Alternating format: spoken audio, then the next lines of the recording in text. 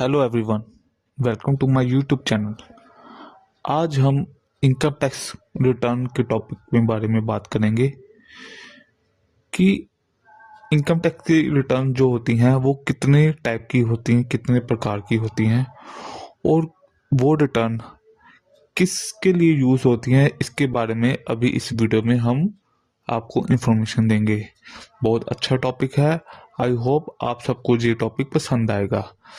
अगर आपको जो टॉपिक पसंद आता है मेरे चैनल को सब्सक्राइब कीजिए और लाइक कीजिए ताकि ऐसे ही मैं बढ़िया बढ़िया टॉपिक आपके लिए लेके आता रहूं। तो सबसे पहले हम देखेंगे कि रिटर्न इनकम टैक्स की होती कितने प्रकार की हैं।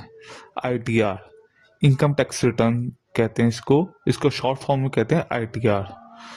तो हमारे जो भारतीय इनकम टैक्स डिपार्टमेंट है उसमें आईटीआर 1 से लेकर आईटीआर 7, इनकम टैक्स रिटर्न 1 से लेकर इनकम टैक्स रिटर्न 7 तक 7 प्रकार की रिटर्नें होती हैं। तो आइए हम देखते हैं कि कौन कौन सी रिटर्न किस किस के लिए यूज होती है। सबसे पहले हम बात करते हैं आईटीआर 1 की।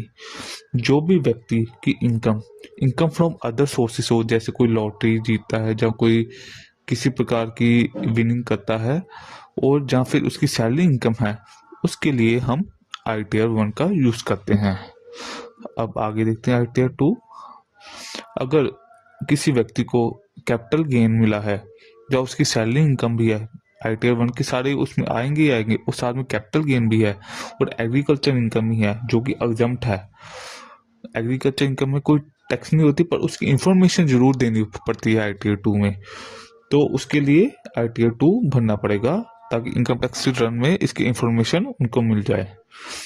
आगे चलते हैं आईटीआर 3। अगर किसी व्यक्ति क्या कोई बिजनेस और प्रोफेशनल की इनकम है या फिर उसने शेयर मार्केट एफ&ओ से या short term long term capital gain है या सैलरी इनकम है, उसके लिए आईटीआर 3 फिल की जाती है, जिसमें प्रॉपरली बैलेंस शीट, उसमें आए लॉसेस, कोई share market losses, profit and balance sheet, profit and loss सभी कुछ शो करना पड़ता है। अब कुछ ऐसी इनकम होती हैं जिसमें हम बैलेंस शीट नहीं बनाते और 44AD में डायरेक्ट भर देते हैं, उसमें बैलेंस शीट और प्रॉफिट एंड लॉस भरने की जरूरत नहीं पड़ती कुछ छोटे बिजनेस के लिए, पर उसमें हम एफ&ओ और शेयर मार्केट की इनकम नहीं डाल सकते। उसके लिए हम फाइल करते हैं आईटीआर 4 44AD में। कोई ट्रक इनकम है, ट्रांसपोर्टेशन इनकम है, 44ADA के सेक्शन में हम उसमें भर देते हैं, जिसमें कोई हम बैलेंस शीट या प्रॉफिट एंड लॉस लगाने की जरूरत नहीं पड़ती, जो छोटी इनकम होती है। शेयर मार्केट की इनकम इसमें नहीं भरते हम। अगर शेयर मार्केट की इनकम आती है, कोई कैपिटल गेन आता है, उसके लिए आईटीआर 3 ही भरनी पड़ेगी। और आईटीआर 4 में हम बिजनेस इनकम भर सकते हैं विदाउट किसी बैलेंस शीट के। उसके बाद आ जाता है आईटीआर 5। कोई फर्म हो, कोई एलएलपी फर्म हो, जो पार्टनरशिप फर्म होती हैं जिसमें 1 पार्टनर, 2 पार्टनर, 4 पार्टनर होते हैं, कोई एलएलपी फर्म होती है, उसके लिए आईटीआर 5 होती है। कोई भी बिजनेस और प्रोफेशन के लिए, बस उसमें पार्टनरशिप फर्म होती है। जो आईटीआर 3 और 4 होते हैं वो प्रोप्राइटरशिप के लिए होते हैं। ये जानना बहुत जरूरी है। जो एकल व्यापारी है उसके लिए आईटीआर 1, 2, 3 और 4 इंडिविजुअल के लिए। अगर कोई पार्टनरशिप फर्म आ जाए तो आईटीआर 5 आते हैं।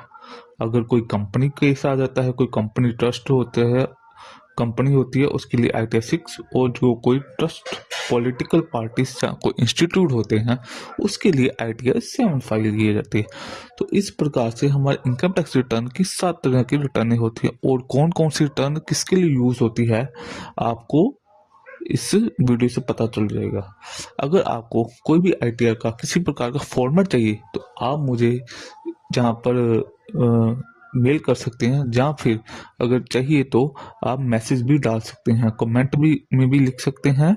आपको ये प्रोवाइड कर दी जाएगी, आपको सभी आईटीआर के फॉर्मेट दे दिए